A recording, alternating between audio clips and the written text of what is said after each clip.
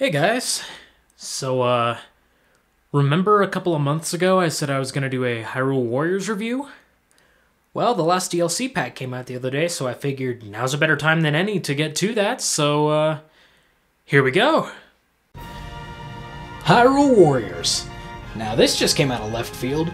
Koei Tecmo, the creators of the Dynasty Warriors series, decided to take the beloved Legend of Zelda franchise and turn it into a hack-and-slash style game. When the first trailer was shown off, a lot of people were pretty skeptical on the idea, myself included. On September 26, 2014, Hyrule Warriors hit the shelves and was received with mixed reviews. But I'm not here to talk about those reviews, I'm here to talk about mine. And after playing through the game a fair amount, I've put 164 hours into this fucker and I ain't done yet, I think I've formulated a solid opinion of the game. But let me put in a couple disclaimers first. 1. I have never played a Dynasty Warriors game, so all opinions on gameplay are from a first-time experience. 2. I would consider myself kind of a hardcore Zelda fan, so I'm gonna do my best to leave my bias out of it. And 3. This video does contain spoilers to the story, adventure mode, challenge mode, and other unlockable items, so if you were looking not to get spoiled here... So, let's get to it! The story of the game is similar to previous Zelda titles. You know, 3 pieces of the Triforce, Ganondorf is at it again, Master Sword, blah blah blah, but it adds enough new content to make this story stand out on its own. Now this is just a heads up, this game is non-canon, even though it brings in worlds and elements from the canon timeline. Anyway, story time! We all know that throughout every age there's always a darkness that takes over and a hero clad in green who stops the darkness and saves Hyrule. But what we didn't know is that in the Valley of Seers, a white sorceress named Sia watches over these events and keeps the peace. She's also in love with Link, even though she knows she can't be with him. One day, a dark force possesses Sia and corrupts her mind, turning her love for the hero into a lust for the Triforce of Courage. Lust is bad, people. The now evil Sia, along with the help of the dragon Volga and the spirit of the ring Wizro, gather an army and storm Hyrule Castle. Zelda and Impa, unprepared for the oncoming army, gather what troops they have and go to war. Link, who in this iteration is a trainee in the Knights Academy, also takes up a training sword and joins the battle. After a run-in with Volga and a few distractions along the way, he shoots! He scores! Link and Impa find that Zelda has mysteriously vanished. Presumably kidnapped, Impa asks Link to join her in this war, thinking that he may be the hero of legend. I don't know, did the glowing Triforce on his hand mean anything? They meet up with Sheik in Elden Cave and escape to the Faron Woods. Here they meet our newcomer Lana, a sorceress that uses a tome to seal her enemies' fates. She informs them that they must travel to the Valley of Seers to stop Sia. So they do. Once they get there, Sia traps them and takes their pieces of the Triforce. Oh, by the way, Sheik has the Triforce of Wisdom, for those of you who didn't already know that. Sia, already being in possession of the Triforce of Power, uses the now completed Triforce to open the Gate of Souls. This opens up portals to 3 different eras of time, being Ocarina of Time, Twilight Princess, and Skyward Sword. Her goal in doing this is to open 4 locked chests, which contain the pieces of the spirit that possessed her. Can you see where this is going? Anyway, the heroes decide to split up and travel to each different area to seal off the Gate of Souls. Throughout each era, each hero meets up with famous figures from each timeline. This includes Darunia and Princess Ruto from Ocarina of Time, Midna and Agatha from Twilight Princess, and Fi from Skyward Sword. They all join the heroes in their quest for good and stuff. An important story point here is that in the Twilight Palace level, we learn that Sia and Lana are actually the same person, but were split apart when the evil spirit possessed her. After they close each Gate of Souls, the heroes decide that in order to stop Sia once and for all, Link needs to take the Master Sword in hand. Once again, real shocker there! You think at this point Link would just keep the Master Sword instead of, oh, nope, there it goes. Out of importance, oh, nope, there goes the Master Sword. He gets the sword and travels to Sia's trippy disco garden to face her. After a fight with his inner demons and another showdown in the Valley of Seers, Sia is done for. But things ain't over yet, because what Link didn't realize was that the Shrine of the Master Sword was actually the final piece of the spirit. So now all 4 pieces are whole again. Enter Ganondorf. Yeah, of course he's here. And alongside Zant and Girahim, he seeks to claim the Triforce and regain his full power. He does, and takes over Hyrule Castle. In one final showdown, the heroes face off against Ganondorf, now in his true form, Beast Ganon, and finish him off, thus ending the story on a high note. Well, that was a mouthful. I feel like this story is kind of lacking. I mean, I understand it's a spin-off game, but as a Zelda game, I feel like it should have branched out a little more. I mean, you've got all of your basic elements there, Ganondorf is at it again, you need to get the Master Sword, you have the 3 pieces of the Triforce, it's all there, but it doesn't really branch out or do anything outstanding or original. It feels more like a celebration of the franchise rather than its own standalone game, like a Zelda Generations. On that note, I do like how the old characters act the way they did, and I like some of the new characters. I think Cia and Lana are portrayed very well, and I like their role in the series. However, I feel like Volga and Wizrow are just kind of thrown in there. I mean, Volga seems like your generic tough guy, and Wizrow seems like a recolor of Ominous Crow from Bravely Default, which I would highly recommend that game if you have not tried it. If you have the Master Quest DLC, you do get a little bit of extra story as to how Cia recruited Volga and Wizrow and her slow descent into madness, but it's nothing spectacular. Overall, I think the story is just okay, and I don't really spend a whole lot of time in it, honestly. I mean, I would rather play the adventure mode or even challenge mode, but the legend mode is nice in that you can get other extra items and such. The game does a fine job of utilizing the Wii U's specs, as the graphics are awesome. Mostly. Every playable character looks great, and I love the HD makeover for older characters like Midna and the Skyward Sword characters.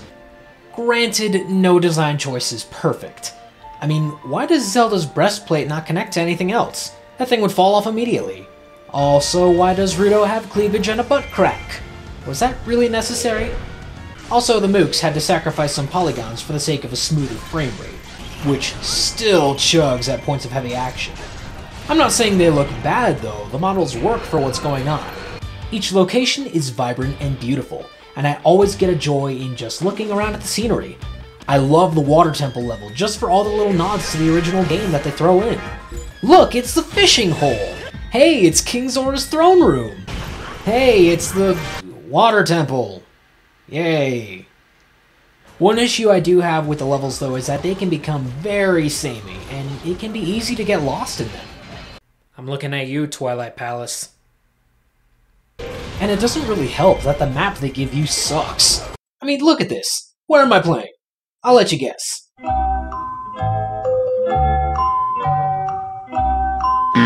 Speaking of nods to the old games, each old character acts just like their original game. Ruto acts kinda stuck up and wants someone to carry her, Zant is calm and collected at one point and crazy at another, Fi is an annoying robotic piece of shit, and look at Darunia! Ladies and gentlemen, Darunia's victory scene in its entirety.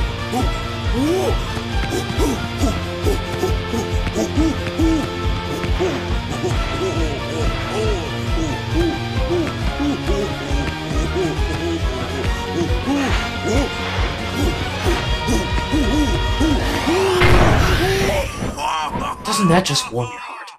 The music in this game is something else.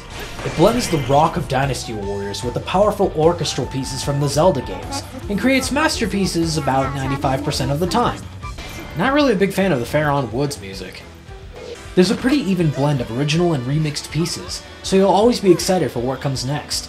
Plus, if you don't like a certain song in a mission, you can always change the music to play whatever you like on the mission's start screen. My personal favorites are the Skyloft theme and Spirit Guardians. I mean, come on, hip-hop monks. Personally, I think they should have used the Ocarina of Time shop theme rather than the Bazaar from Skyward Sword.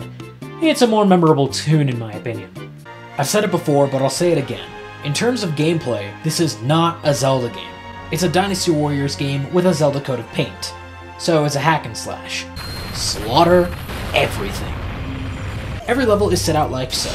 You fight against hordes of enemies and try to defeat the commander of the other army. There are keeps and outposts to capture so that you can spawn more soldiers for your army, and you both have bases. However, instead of controlling the whole army, you only take control of your hero. Everyone else does their own thing. You have access to plenty of weapons, and some characters have multiple weapon types to add a bit more variety. Before you start a mission, you pick a character and a weapon to take into battle. The weapons have various stats and elemental advantages, so you can pick the right weapon for the battle ahead.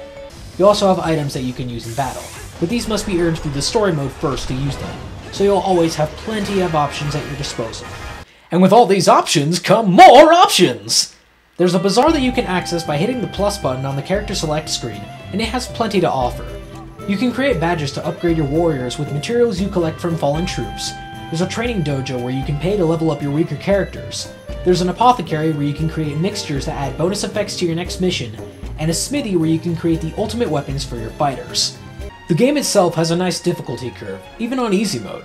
The Legend mode, or Story mode, has 3 difficulties for each level, and a 4th when you beat the game for the first time. You can change the difficulty to whatever you want, though you can only win certain items on certain difficulties. By the way, Hero mode is really tough. I would recommend at least level 75 before trying it out. There are 13 characters to choose from, and 19 if you have all the DLC downloaded. Each character has their own set of combos, so try them all. The nice thing about the selection is that every fighter is good in some way. Granted, some characters are definitely stronger than others, but strength isn't everything. Personally, I've grown very fond of Ganondorf and Darunia. Geez, a lot of love for Darunia in this review. Well, what can I say? He's a big lovable rock guy who sure knows how to dance. Look at Ganondorf slay the competition! Kill them all! Slaughter all who stand in your way! Gameplay is simple enough. There are 2 control setups, so pick whichever one suits your fancy. You have 2 attacks, a regular attack and a strong attack, and you can pair them up for some wicked combos. You also have a special attack meter that, once filled up, can be used to unleash a powerful finisher. There's also a magic meter that activates your Focus Spirit, a move that increases your attack power and speed, and can net you some nice rewards depending on how many enemies you kill during the time period. I mentioned before, but you have plenty of secondary items ranging from bombs to the boomerang to a hook shot, though switching to your secondary items is a pain in the ass. Well, if you're using the gamepad, you can just touch the screen and move your finger to the corresponding item, but if you're playing with the Pro Controller, you have to use the D-pad to switch items, and that can be a real pace breaker. Throughout the game, you can find 100 gold Skulltulas. That's right, they're back! And hunting them rewards you with illustrations and reward maps in Adventure mode. More on that later. There are 2 Skulltulas in each level in Legend mode, and the rest are in Adventure mode. The requirements to find the Skulltulas range from easy to bullshit hard, and they only appear on the map for a small period of time before they leave for good. So get hunting! Also, the more Skulltulas you kill, the stronger your potions will be in battle, so hunting them is worth it. The game has plenty of different modes for you to enjoy. The Story mode is Legend mode, and Free mode lets you play the Legend mode levels with any character you want. Though that's the story of the game, the real meat comes from the Adventure mode. You play on a map of the original Zelda for NES, and you complete various missions to unlock rewards such as heart containers and new weapons for your characters. You can also find the rest of the gold Skulltulas here. Each mission has a ranking ranging from A to C, and depending on your ranking, you can get better rewards. Unlike Legend mode, the difficulties for these missions are set, so don't play a harder mission unless you know you're ready for it. The next mode is Challenge mode. Here you can participate in various challenges to earn rupees and other rewards. Frankly, I feel like this mode was just thrown in here for kicks. There's a gallery where you can view all of your finished illustrations, music, unlocked warriors, weapons, and in certain cases, costumes. It's fun to just check out how silly your characters can look. A nice feature is that almost every mode in the game is co-op, so if you have a buddy or co-commentator who wants to slaughter the innocent by your side, they can take up a controller and join the mayhem. Be warned though, as this kills the frame rate and resolution. But all good things come with a price, right? This game has a fair amount of DLC, and lucky for you, I can show it all off for you. The first pack was the Master Quest pack, and this offered Sia, Volga, and Wizro as playable characters, a new story which I mentioned before, and a new adventure mode map which had harder missions and unlockable costumes for each character. There's also a mission on here that lets you level up super quickly, so I find it useful. The next pack was the Twilight Princess pack, and this offered Twilight Midna as a new character, as well as some new weapons for Zelda and Link. Also a new adventure map with more costumes and rewards. They also bumped up the level cap from 99 to 150. Another addition that this update gave was amiibo support, which lets you use up to 5 amiibos a day to earn weapons, materials, or rupees. The next pack after that was the Majora's Mask pack, which offered Young Link and Tingle as new characters, and a new adventure map. Once again, they raised the level cap now to 200. The final pack that came out the other day is the Boss Pack, which added new challenges to Challenge mode, including a Boss Rush mode and what I like to call Marshawn Lynch mode, because you go Beast mode as Beast Ganon, or a giant cuckoo if you've unlocked it, and wail on your enemies all final boss status. All of these new challenge maps offer new and creative ways to get materials and rupees, so I'd recommend trying it if you haven't. Well, that just about covers everything. This was a pretty big risk for the Zelda franchise, but in the long run, I feel like the game turned out better than people were expecting. I mean, the game is not perfect, and I've already mentioned all the gripes that I have with it, but there are plenty of game modes and options that more than make up for its shortcomings. I mean, the adventure mode is super fun, has plenty of solid rewards and a variety of mission types. The challenge mode always keeps you on your toes and has plenty of difficult missions. The gameplay is mostly polished, and the presentation just about blew me away. I mean, I feel like this is a fine celebration of the Zelda franchise, and I always find myself coming back to this when I don't have other work to do or games to play. I have so many games in here that are unfinished, and this isn't even including all the ones downloaded on my respective hard drives. Hey, you might see some of these games on Get Equipped with Gaming. However, do yourself a favor and get the DLC, because the game by itself is fine, but the DLC just kind of makes the package whole and offers a much better experience. With everything said though, I'm going to give this game an 8 out of 10, because even though I didn't like the story, there were some graphical hiccups here and there, and some gameplay issues that I didn't really like, none of that took away from the fact that I had a really fun time playing this game, both as a Zelda fan and as someone who is trying the Dynasty Warriors formula for the first time. I would really recommend playing this game, and I'm sure if you become addicted like I have, you'll put in more hours. In fact, I'm sure by the time I post this video, I'll have put in over 200 hours. But that's my opinion, and I hope you enjoyed this review. Take care, you pretty people.